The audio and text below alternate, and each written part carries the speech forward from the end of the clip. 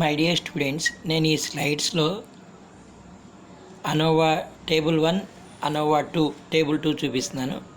మీకు ఒక 4 స్లైడ్స్ వస్తాయి. నాలుగిట్లో కూడా ఉన్నది అనోవా 1 and 2 క్లియర్ హెడ్డింగ్తో ఉందన్నమాట. స్క్రీన్ షాట్ తీసుకోండి, నిదానంగా నోట్స్లో రాసుకోండి అమ్మ. అనోవా టేబుల్ 1 వచ్చినా 2 వచ్చినా ఇది రాయాల్సి ఉంటుందన్నమాట. Between the rose, between the columns, ఇట్లా చూసుకోండి అమ్మ.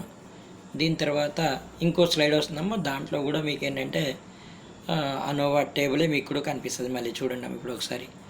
అంటే అనోవా అనేది కొంచెం యూనిట్ నెంబర్ 2లో ఇంపార్టెంట్ అయిపోయింది కదమ్మా, అందుకోసమని. డిఎఫ్ అంటే ఏం లేదమ్మా, డిగ్రీ ఆఫ్ ఫ్రీడమ్ అనమాట. ఓకేనా, ఇది కొంచెం క్లారిటీగా ఉంది కదా. With in, between, total. F test, F is equal to అట్లా ఇది రాయండి అమ్మ. చూడండి, కొంచెం మీ మెటీరియల్లో కూడా ఉందమ్మా. బట్ ఏంటంటే మళ్ళీ కూడా అడుగుతున్నారు కాబట్టి నేను చెప్తున్నాను. స్క్రీన్ షాట్ తీసుకోండి. నా దగ్గర బుక్ ఉంటే పిక్ తీసి ఇచ్చేవాడిని. నా దగ్గర బుక్ లేదమ్మా. స్టూడెంట్ అడిగితే ఇచ్చాను నేను అన్నీ కూడా.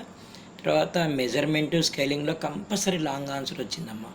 మీరు గుర్తుపెట్టుకోండి, దాన్ని వదిలిపెట్టొద్దు అసలు. మెజర్మెంట్ అండ్ స్కేలింగ్ని వదలకండి, దయచేసి చదువుకోండి. ఇది ఒక జనరల్ పేపర్ అమ్మ. ఒక్కొక్కసారి మీరు జనరల్గా కూడా ఆన్సర్ రాయాల్సి వస్తుంది. రీసెర్చ్ అనేది అసలు ఎందుకోసం చేస్తాము, ఇవన్నీ కూడా అనమాట. ఓకే, మెథడాలజీ గురించి కూడా నేను నోట్ చెప్పాను ఇక్కడ చూడండి అమ్మ. ఓకేనా, wish you all the best అమ్మ. ఇప్పుడు ఇంకా నేను కొత్తగా చెప్పడానికి ఏం లేదు. రీసెర్చ్ డిజైన్ అంటే it's a like a plan అనమాట. అన్నీ కూడా దీంట్లో డయాగ్రామ్ రూపంలో ఉన్నాయి. Wish you all the best నాన్న. Make use of that.